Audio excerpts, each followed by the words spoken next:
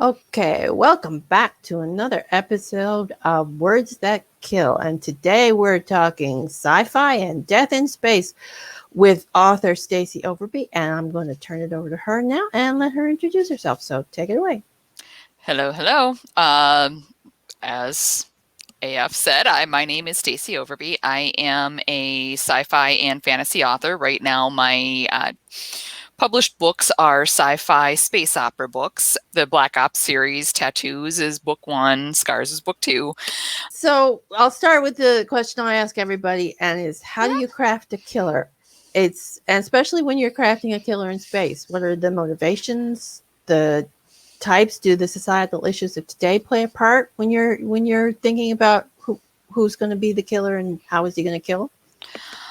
Well, this is military sci-fi, so I mean, you go into it knowing that everybody's got the training, the mindset, the wherewithal to actually kill somebody, because that's not always as easy as people think it is, or the belief behind it is.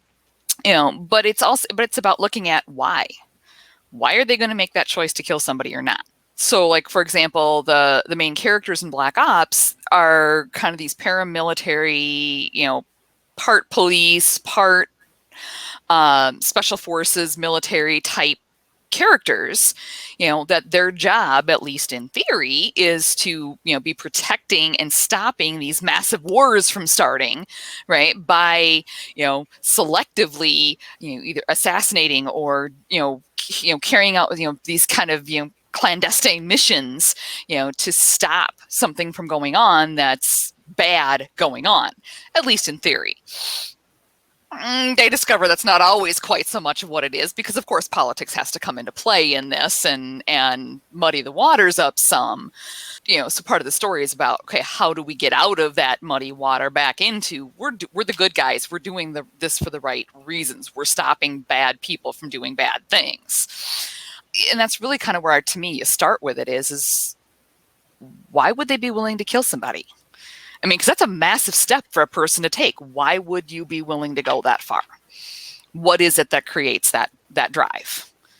And then you kind of build that character and the plot and everything from there of what would push this person to go to that point. Interesting. So can you give us some examples of?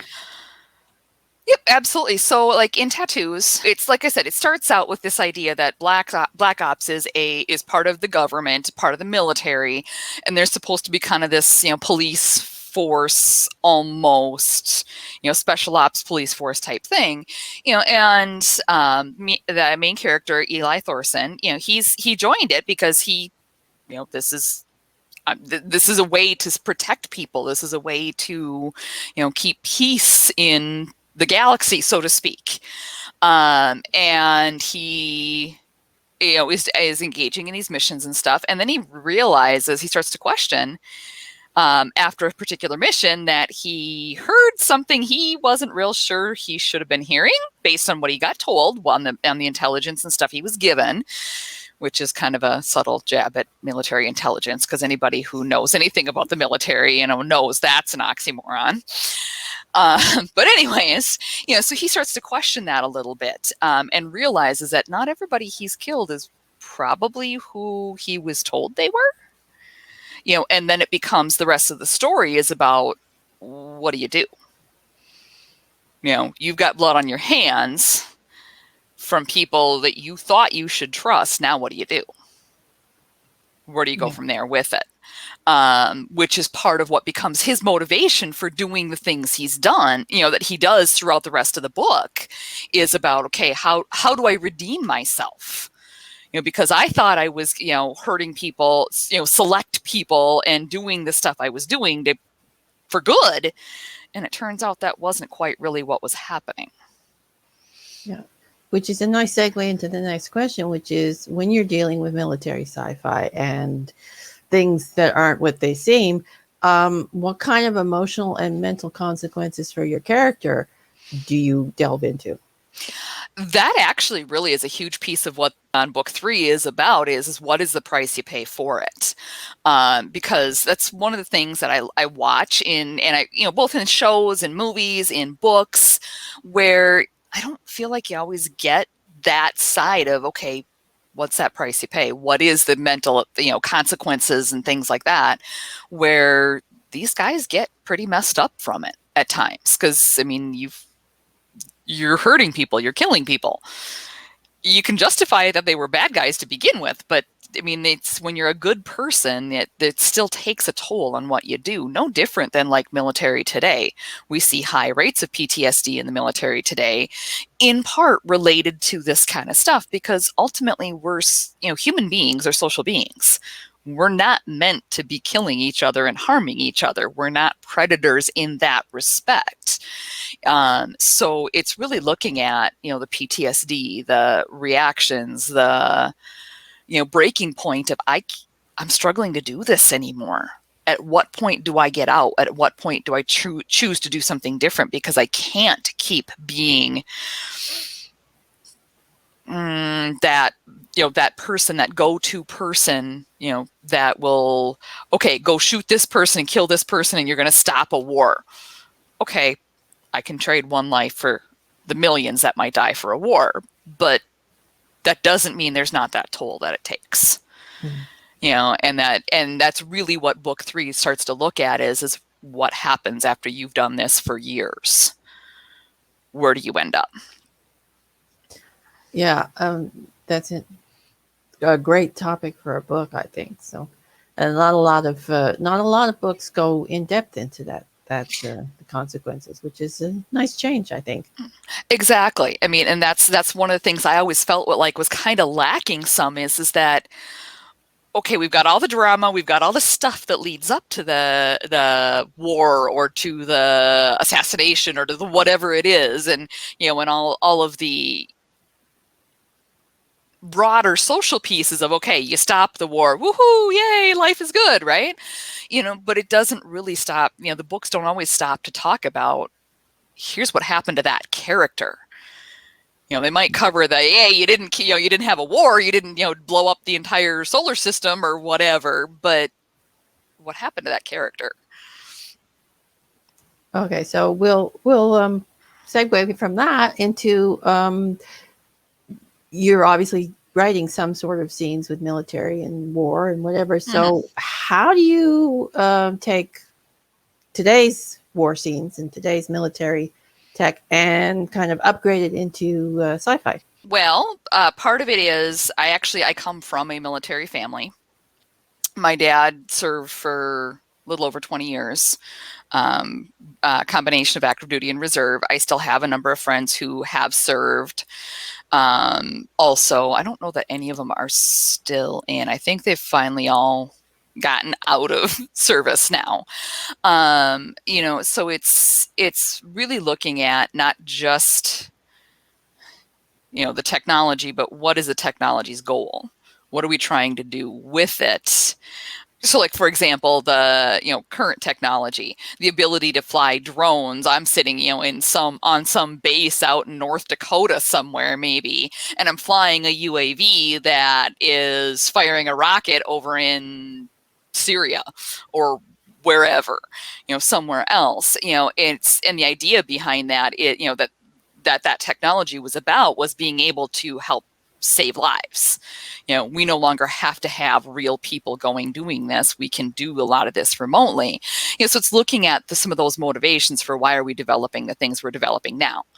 And now we just fast forward it a little bit of how do we do that from here? I mean, in being a space opera, it takes the premise of, okay, now we've got this whole expanded galaxy, right, of multiple planets, multiple places.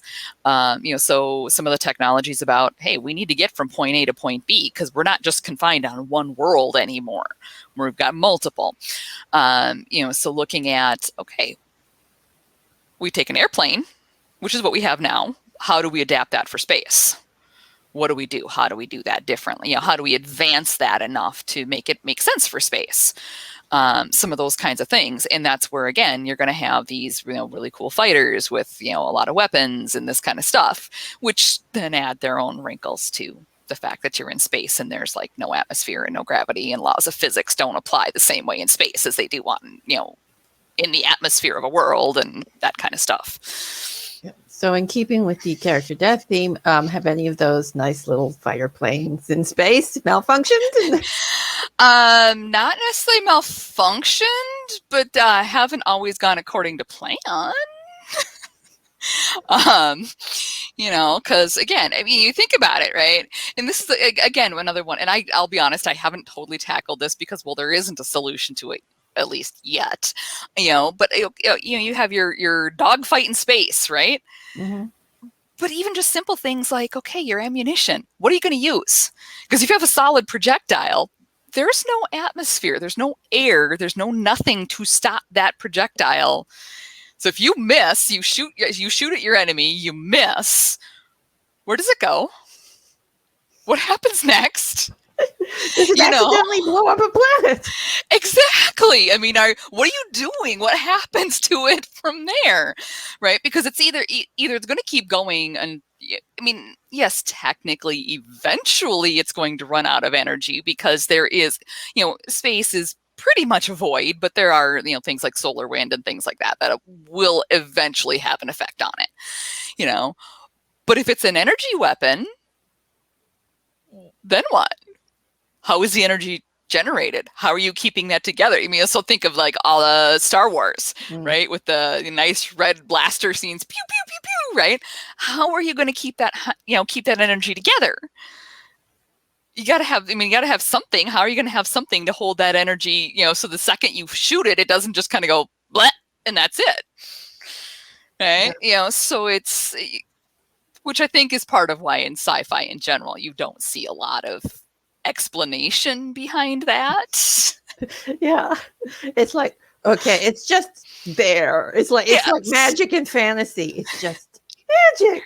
And this is space lasers. Yes, and it works. We're not going to go into how it works, but it works. So I mean, it creates some interesting dilemmas sometimes of when you're trying to fast forward it to imagine what that technology would look like, and yet we have some of these scenarios like that how we don't really know how we would solve for that, because our understanding of things like physics and mechanics and this kind of stuff doesn't allow us to understand, doesn't allow us to solve for those kinds of things yet. Just like the whole, being able to travel between planets. Realistically, not going to happen anytime soon, especially not in the timelines that you tend to see, especially in the space opera type stories, because we haven't figured out faster than light travel, which is really what we would need of some kind of, faster than light travel to be able to get from planet to planet. But there again, I mean, you come back to some of the death in space thing of, okay, how do we get there? Well, either you have to figure out how a human being can survive faster than light travel, or you have to figure out some kind of, wormhole or something along that lines that, you can skip from point A to point B. Or you do the generational ship thing, which is... Exactly. But there you go. In any one of those scenarios, you're going to have a whole lot of, okay, what happens the moment something goes wrong? Yeah. Because it will. Yeah. And now what? Yeah, well, if it doesn't, there's not much of a story. Exactly. Okay, so your military sci-fi obviously has alien planets. So how did you go about creating an alien world and war or military operations? None of these have huge military operations in them, which is good. There is part of how I was able to create some of the worlds and some of the military operations, this small scale stuff that these characters engage in, is kind of leaving a lot of it up to, okay, here's military intelligence. They're going to feed you the data that you need to go to this world to do XYZ, whatever. And, so then it'll be, sometimes it's things like, okay, you're going to be dropped in from a high atmosphere, halo type jump, which people do now. Military uses halo jumps now, high altitude, low orbit jumps.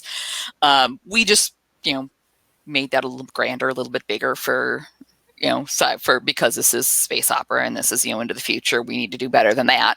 So they're basically jumping in almost from orbit, and they have specialized spacesuits that are supposed to, fix all of this and make sure you land safely. Well, opening scene in Tattoos, there's a lot of questions about, okay, is this really, there's supposedly something new that's going to work better? Is it really going to work or not? Or am I going to splatter all over the ground the moment I hit the ground here? And that question mark is there. So it's part of it's left up to that military intelligence thing. But then there's also the, just elements of, let's see, in Scars, I created a plant that if anybody has watched Little Shop of Horrors, plant that just grows there naturally. That's, homeworld for Audrey, essentially. And just taking little elements like that of what is something funky? What is something different? What is something, what if? And playing with that what if. Okay, so when you do write the sci-fi death scenes, do you tend towards making them sort of nice and clean, sort of, or do you go the other route and make it a little bit gruesome and gory? Depends on which particular one I'm writing. I mean, some of them are nice and clean. In Scars, there's a little bit of a shootout between the main character and a couple fighters who jump him from point A to point B.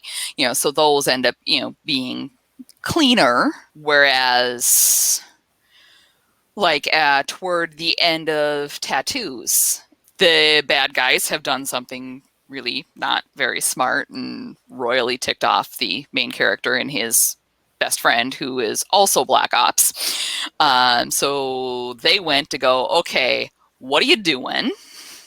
You just royally ticked me off here by doing what you did. And those are not quite as pretty, shall we say? And it's, but it's also, I think part of the difference is that it also brings in that human element of, you're in a spaceship, in a fighter battle, there's that distance there. There's that, you can kind of separate yourself from it. Whereas your planet side and you're hunting down a bad guy, you're face to face with them. And there's that kind of a human connection of, I can see who you are, not just this ship that's firing against me. It's, I can see you as a person. And that's where sometimes it gets not quite so pretty. Put it that way. They're not real bad. But they're a little more gruesome. Yeah. Well, yeah. Horror writer here. I'm used to gruesome, so don't worry. Yeah. So, what's the honest thing you've had to research in relation to the series or character death? Oh boy.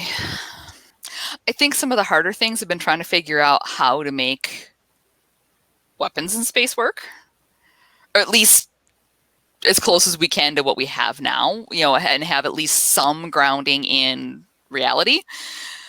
Because like I said, I mean, you go back to Star Wars. Star Wars is great, and it's great, great visual effects and stuff, but how do you actually make a laser bolt, or whatever you want to call it, laser bullet, work the way it does in Star Wars? I mean, it's so far from anything we know that it's like, okay, unless you really want to rely on that sci-fi, that fantasy element of it's magic and it works and trust me and we're just going to move on. Trying to come up with something that at least somewhat makes sense. So trying to, do things like researching railguns and things like that was rather interesting, because I was getting in over my head really quickly and understanding some of that. Yeah, it's science. Yeah. Yeah, I mean, I have a master's, but it's in psychology. It's not in the hard science, physics and mechanics and things like that. Yeah, I had the same problems when I was researching the nautical stuff for my seafaring books. Oh, yep.